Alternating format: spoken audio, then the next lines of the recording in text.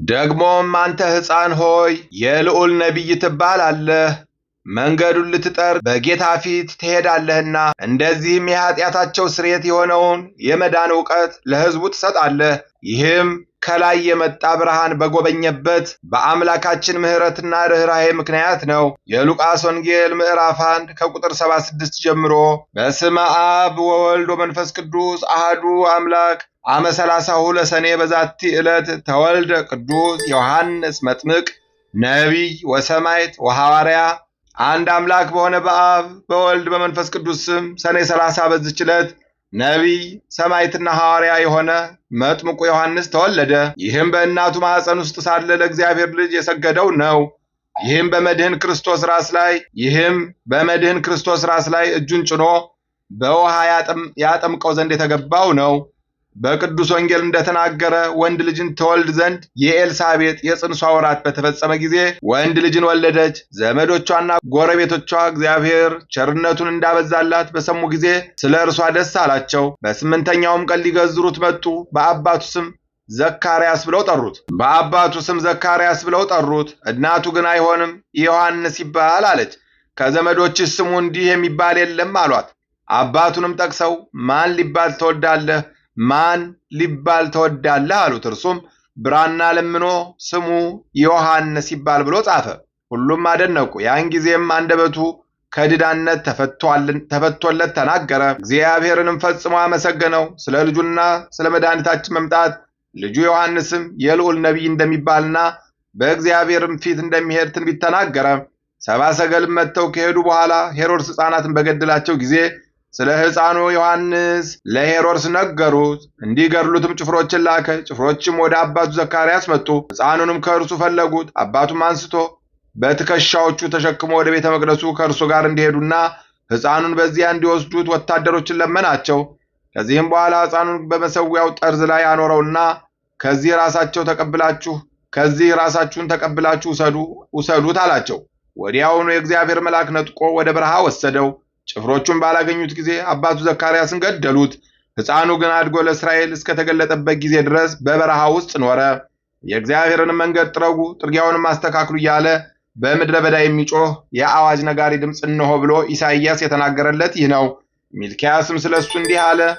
በፊቱ ጎዳናዬን አስተካክሉ የሚጠርግ መላእክተኛዬን እኔ እሰዳለሁ። ራሱ መድኃኒታችን ስለ እርሱ ሲናገር ሴቶች ከወለዷቸው መጥምቁ ዮሐንስን የሚበልጠው የለም ብሏል። ይህ የእግዚአብሔርን ልጅ ባጠመቀውና በማትዳሰስ ራሱ በዳሰሰው ጊዜ የምወደው ልጄ ይህ ነው፣ እርሱን ስሙት የሚል የአብን ቃል ሰምቷልና። ዳግመኛም ክብር ይግባውና በመድኃኒታችን በኢየሱስ ክርስቶስ ራስ ላይ መንፈስ ቅዱስ ወርዶ ሲቀመጥ አየ። እኛም መድኃኒታችን እንዲምረንና ይቅር እንዲለን በአማላጅነቱ እያመን መታሰቢያውን እናድርግ። በረከቱም ከእኛ ጋር ትኖር ለዘላለሙ አሜን። በዚህች ዕለት የማርያና የማርታ የመነኮስ ገብረ ክርስቶስ መታሰቢያቸው ነው። በረከታቸው ከእኛ ጋር ይኖር ለዘላለሙ አሜን። በዚህች ዕለት ደግሞ በህንደኬ ካሉ ደሴቶች በአንዲት ውስጥ የሚኖር ገድለኛ የሆነ አባ ጌራን አረፈ። እርሱም እግዚአብሔርን የሚፈራውና የሚወደው ጾምና ጸሎትንም የሚወድ ነበረ። ወደ እግዚአብሔርም የሚለምነውን ሁሉ ይሰማው ነበረ።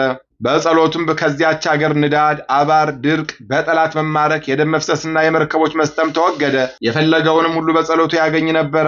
ሰይጣንም ስለዚህ ስለተሰጠው ጸጋ ቀናበት። በዕንቁ ያጌጠ የነገሥታትንም ልብሶ በለበሰች መልከ መልካም ሴት አምሳልም ታየው።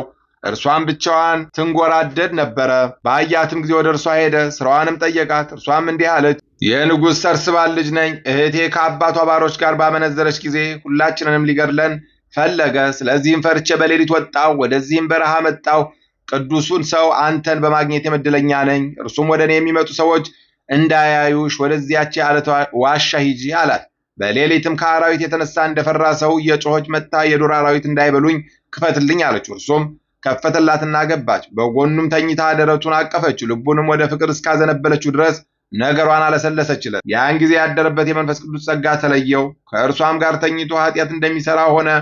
ከስህተትም ስካር በነቃ ጊዜ በጠላት ሰይጣን ተንኮል ተሸንፎ እንደበደለ አወቀ። ከዚያም በኋላ ከሰይጣን ተንኮል የተነሳ ያገኘውን ሁሉ በሥጋው ኃጢአት እንደሠራ ጻፈ። ከዚህም በኋላ ከደሴቱ ተራራ ደንጊያ አንስቶ እስከሚሞት ድረስ ራሱን ደረቱን እየደበደበ ኖረ። ነፍሱም ድና ወደ ዘላለም ሕይወት በጌታችን ቸርነት ገባች። ከዚህም በኋላ እንደ ልማዳቸው ከእርሱ ቡራኬ ሊቀበሉ ሰዎች መጥተው አላገኙትም። በፈለጉትም ጊዜ ተኝቶ አገኙትና ያንቀላፋ መስሏቸው ሊቀሰቅሱት ጀመሩ። ግን ሞቶ አገኙት፣ አለቀሱለት፣ ተሳለሙትም፣ ገንዘውም ቀበሩት። ከዚህም በኋላ ሞቱ በጠላት ሰይጣን ተንኮል ምክንያት ስለመሆኑ የጻፈውን አገኙ። ለእግዚአብሔር ምስጋና ይሁን። እኛንም በቅዱሳን ጻድቃን ሰማዕታት ጸሎት መንፈሳውያን በሆኑ በቅዱሳን መላእክትም አማላጅነት ይልቁንም አምላክን በወለደች በእመቤታችን በቅድስት ድንግል ማርያም በጸሎቷና በአማላጅነቷ ከሰይጣን ወጥመድ ያድነን። የሊቃነ ጳጳሳት አለቃ አባ ማትያስን ይጠብቃቸው። ሃይማኖታቸው የቀና ሁሉንም ሊቃነ ጳጳሳት የጳጳሳት አለቆችና ኤጲስቆጶሳትንም ሊቀ ጳጳሳችንን ብፁዕ አቡነ ናትናኤልንም ይጠብቅልን። ሀገራችንን ኢትዮጵያንም ይጠብቃት።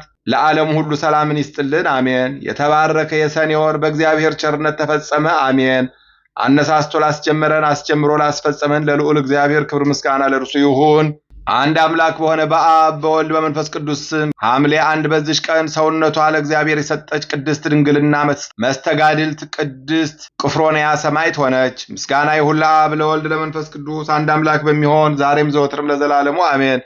በሰኔ 30 ቀን የሚከበሩ ዓመታዊ የቅዱሳን በዓላት ቅዱስ ዮሐንስ መጥምቀ መለኮት ልደቱ፣ ቅዱሳን ዘካርያስ ኤልሳቤጥና ወላጆቹ፣ አባ ጌራን መስተጋድል ህንዳዊ፣ ቅዱሳት ደናግል ማርያና ማርታ፣ ከ36 ቅዱሳን አንስት የአልዓዛር እህቶች። ወርሃዊ በዓላት ቅዱስ ማርቆስ ዘአንበሳ ሐዋርያ፣ አባ ሳሉሲ ክቡር፣ ቅዱስ ጎርጎርዮስ ነባቤ መለኮት፣ ቅድስት ሶፊያ ሰማዕት። ደግሞም አንተ ሕፃን ሆይ የልዑል ነቢይ ትባላለህ፣ መንገዱንም ልትጠርግ በጌታ ፊት ትሄዳለህና እንደዚህም የኃጢአታቸውን ስርየት የሆነውን የመዳን እውቀት ለሕዝቡ ትሰጣለህ። ይህም ከላይ የመጣ ብርሃን በጎበኘበት በአምላካችን ምሕረትና ርኅራኄ ምክንያት ነው። የሉቃስ ወንጌል ምዕራፍ 1 ከቁጥር 76 ጀምሮ።